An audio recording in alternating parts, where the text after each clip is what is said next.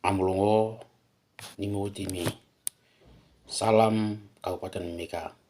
Perkenalkan, nama saya Markus Aim, SKM, mahasiswa Universitas Gadjah Mada, UGM, mengambil program Magister S2 di minat gizi, kesehatan dan masyarakat di DJ Yogyakarta.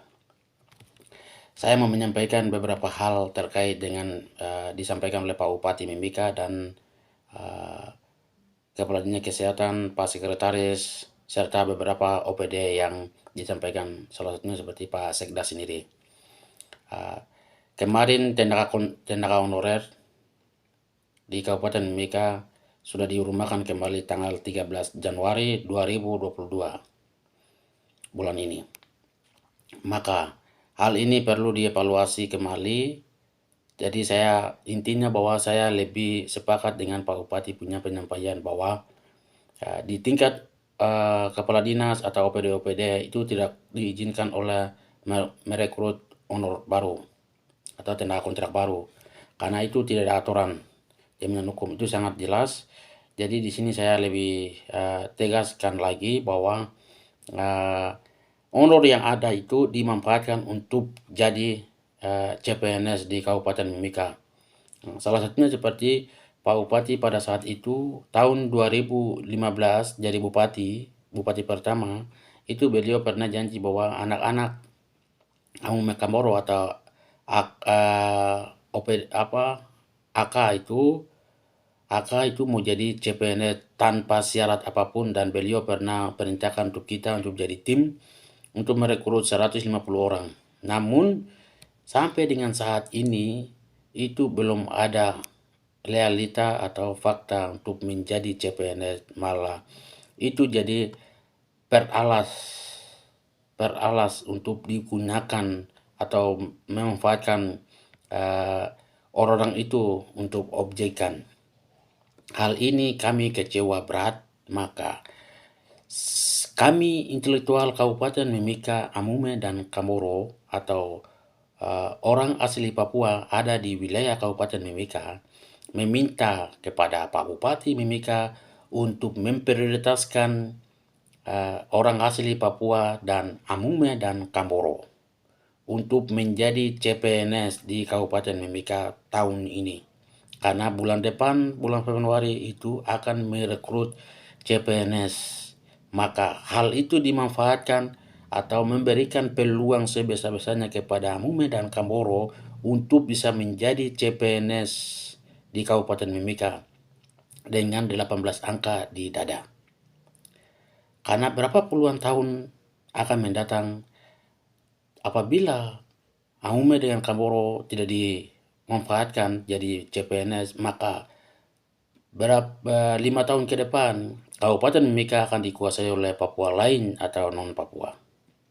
Hal itu akan jelas jadinya seperti itu. Maka saat inilah momen waktu yang pas untuk menjadi tuan rumah di negerinya sendiri, itu khususnya bagi Amume dan Kamoro yang saat ini dihitung dengan jari saja ada beberapa yang jadi honor di Kabupaten Mimika, Amume dan Kamoro diprioritaskan untuk jadi CPNS di tahun 2022 yang berjalan ini.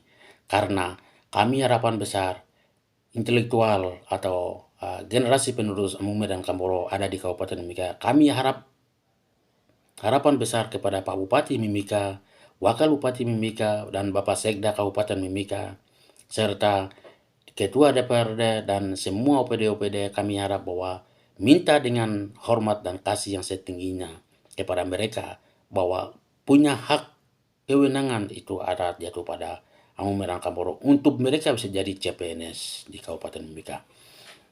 Karena besok-besok akan datang, tidak akan kami dapat peluang yang seperti hal ini. Jadi tolonglah Kepala Dinas BKD memprioritaskan hal ini untuk memperbaiki supaya nama-nama yang honor di Kabupaten Mimika, Amume dan Kamoro dihitung dan diberikan mereka SK supaya jadi CPNS. Dan mereka lah bisa jadi kepala sekolah, bisa jadi kepala puskesmas, dan bisa jadi Kabak untuk mempersiapkan untuk masa akan yang datang atau mempersiapkan untuk membentuk Provinsi Papua Tengah. Kalau hal itu belum ada, mana mungkin kalau kita yang mau jadi mau bentuk Provinsi Papua Tengah. Hal kecilnya saja kita belum duduk sampai dalam. Belum saja jadi pegawai negeri, apalagi mau bilang kepala puskesmas, kepala sekolah, kepala dinas, kabak, itu belum. Hal kecil CPNS ini saja belum, bupati saja belum diperjuangkan, Pak Sekda saja belum diperjuangkan. Bahwa kalau besok CPNS, kami harap dengan kasih yang setingginya bahwa Bapak Sekda, Pak Bupati, dan Pak Wakil Bupati mendorong supaya agar Aume dengan Kamoro bisa jadi CPNS di Kabupaten Mimika. Itu satu. Yang kedua, Bapak Kepala Dinas Kesehatan Kabupaten Mimika dan Pak Sekretaris, 26 kepala puskesmas yang ada di Kabupaten Mimika dievaluasi kembali. Dievaluasi kembali supaya mereka sehendaknya merekrut tenaga-tenaga honor tanpa seizin oleh Pak Bupati dan Pak Kepala Dinas sendiri itu diberhentikan. Kepala puskesmas yang kalau dia abal-abal dipecat dari jabatan tersebut dan kasih non job. Kenapa saya bicara itu? Saya adalah Markus Aim, orang kesehatan. Markus Aim SKM, saya sementara LS2 di Universitas Gadjah Mada Yogyakarta. Itu saya dengan tegas, kepala puskesmas yang kerjanya tidak benar merekrut keluargaisme, sukuisme tanpa seizin oleh kepala dinas dan bupati dipecat dari jabatan tersebut, kasih non job supaya bisa mereka kembali pulang ke daerah masing-masing. Kalau kepala puskesmas yang kalau benar-benar itu yang dibiayai, karena saya lihat itu banyak ondor-ondor itu kan dari dinas kesehatan. Lalu mereka kerjanya tuh di bagian mana?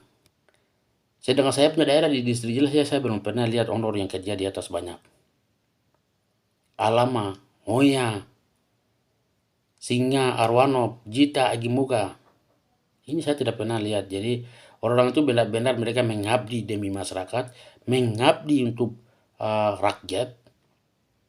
Karena orang kesehatan hadir itu untuk demi pencegahan atau menyelamatkan jiwa atau nyawa masyarakat.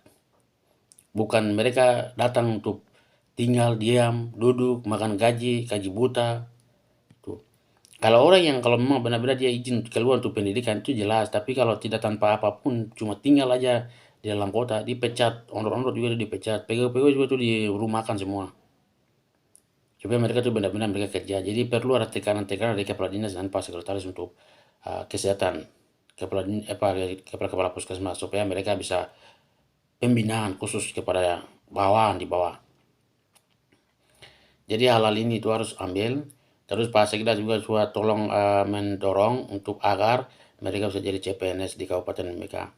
Karena saya ambil contoh sedikit kemarin juga itu Pak Bupati janji bahwa 150 orang mau cari CPNS tanpa syarat apapun. Tapi kemarin kita tes ujian kompetensi dan tes pegawai itu tidak pernah hal itu dilakukan oleh Pak Bupati.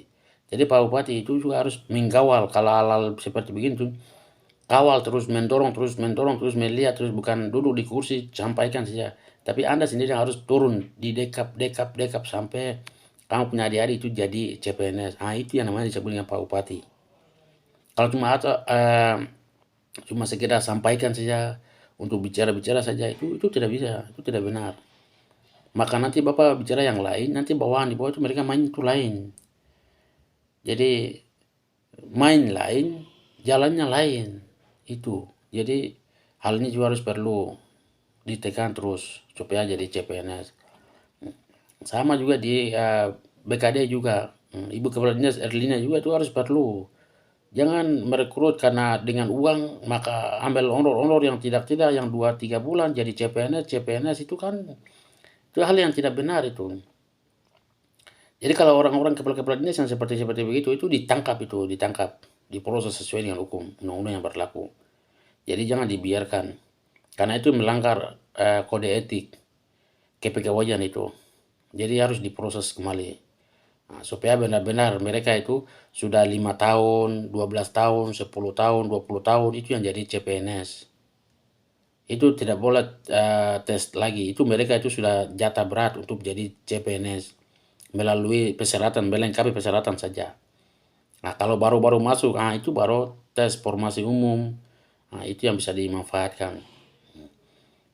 Jadi beberapa hal yang saya harus perlu sampaikan. Terima kasih atas kerjasamanya dan perhatiannya. Agar kata Amolongo, Nimo Witimi, salam kota Kabupaten Mimika yang kami cintai.